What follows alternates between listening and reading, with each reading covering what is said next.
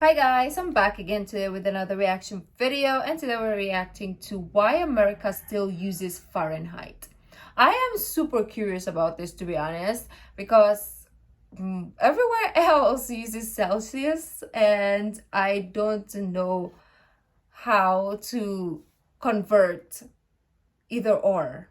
Okay, I just know that if it is lower Celsius, it's really cold, and if it's high, it's really hot. So let's see. Well, before we start, don't forget to subscribe if you haven't already. Click that bell button so you get notified whenever I do upload a video. Anyways, guys, let's check this out. Okay, I have a confession to make. I've lived in the United States since 2010, and Alexa, what's the weather today? Right now in New York, it's 65 degrees with clear skies and sun.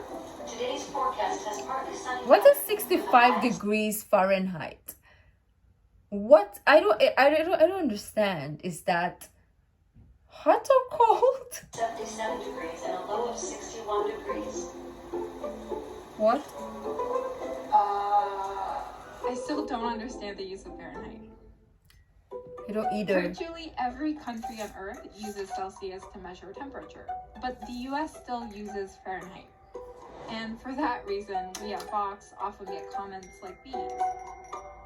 Okay, get it. The metric fact that system. the majority of the world uses it, the metric system makes conversions a lot easier.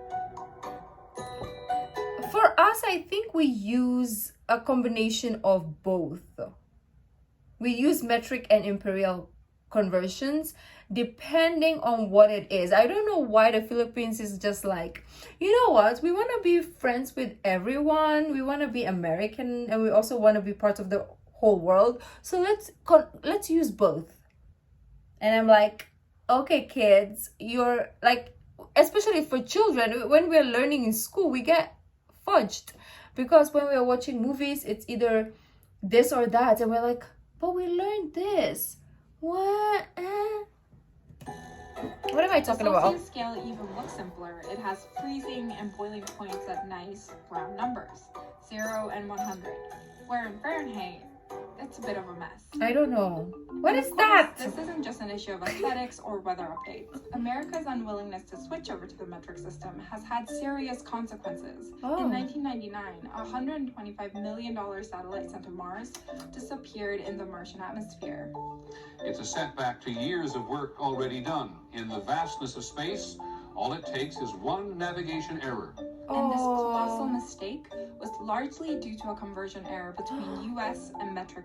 Oh, so maybe the US was saying something Fahrenheit, and whoever was also thinking in Celsius, and kaboom. Oh, that sucks. Fahrenheit was really useful in the early 18th century. At the time, no one really had a consistent way to measure temperature. But then a German scientist came up with the Fahrenheit scale when he invented the mercury thermometer. Even Germans don't use Fahrenheit. To make this scale, the most popular theory is that he picked the temperature of an ice-water-salt mixture at the 0 mark. He then put the freezing point of water, which is higher than a salt mixture at 32, and placed the average temperature of the human body at 96. From there, he placed a boiling point of water at 212 degrees. In 1724, Fahrenheit formalized that scale and was inducted into the British Royal Society, where his system was a big hit. As Britain conquered huge parts of the globe in the 18th and 19th centuries, it brought the Fahrenheit system and other imperial measurements such as feet and ounces along with them. And Fahrenheit became a standard system for the British Empire across the globe. In the meantime, the metric system was gaining popularity during the French Revolution. It was put in place to unify the country at the national level. So by the second half of the 20th century, Celsius became popular in many parts of the world, when many English-speaking countries began using the metric system. Even America attempted to switch over. The change would have been good for trade and scientific communications with the rest of the world.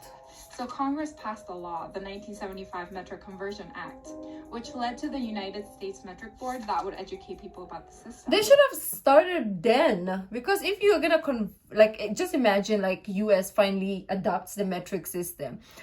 How about the adults? Because they teach this in school, right? So let's say they teach it in elementary. So when you go to college now, you're just, or high school, you're just gonna be like, the fudge is this, right? It's gonna be so much work if it's in the recent times, but if it was back in the day, they could have probably adapted, right? This created the only metric highway sign in the US, the Interstate 19 connecting Arizona to Mexico, but it didn't go much further than that. The problem was that unlike the UK, Canada, or Australia, the law made the switch voluntary instead of mandatory. And of course, people resisted the change and the metric board couldn't enforce the conversion. So President Reagan ended up disbanding the board in 1982. The next nudge to Metricate came when the metric system became the preferred measure for American trade and commerce in 1988, but nothing really stuck with the general public. Even though bizarre measurements Use gallons? I've never used gallons in my life. The only time I use a gallon is when there is a it's a need to buy a gallon of something, like a gallon of water, a gallon of something. But for gas,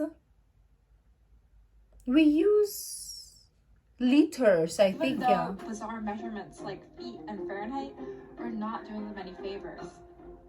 Students have to use for feet also, making science no, education actually, even more difficult.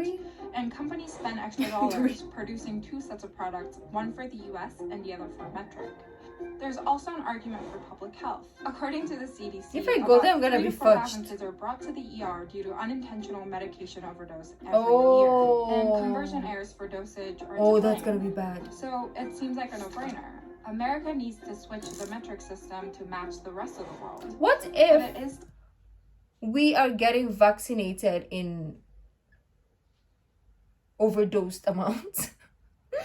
What if? Just what if? I don't think that's a mistake that they're gonna do, but still struggling to make that change. Hello. That's because it'll take a lot of time and money, but there's no financial proof that this will all be worth it. So unless that change is proven to be economically better, we're not going to be using Celsius anytime soon.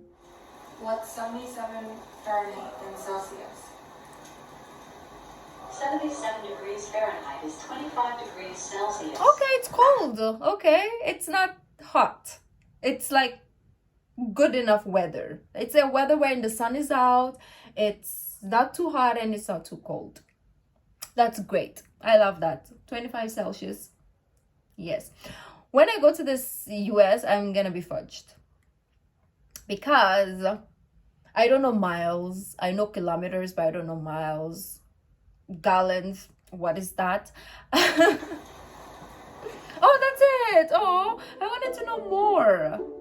Well, there's no economic proof that it's gonna be beneficial, so yeah, I mean, the US doesn't need to change it now because we are in a very, very digital age. Like, you can just say, hey Alexa, hey Siri, type it in Google, and you're gonna get the conversions anyway, so there's no point anymore. But if it was like back in the days, it would have been beneficial, but for the now, there's no point. But that was very informative. I really like that. Let me know what other things that you guys measure differently, because we do have some that are in America that we use the American system, and then we use the metric system as well. I can't think of any right now, but we do. We are very weird. We have a combination of both. I remember talking to somebody about this before. Well, let me know what you guys thought. If you like this video, don't forget to give this video a thumbs up. Subscribe if you haven't already. Leave in the comment section down below what other videos like to react to. The original link of this video will be in the description box down below, so as my social media links. So guys, I'll see you in the next video. Bye.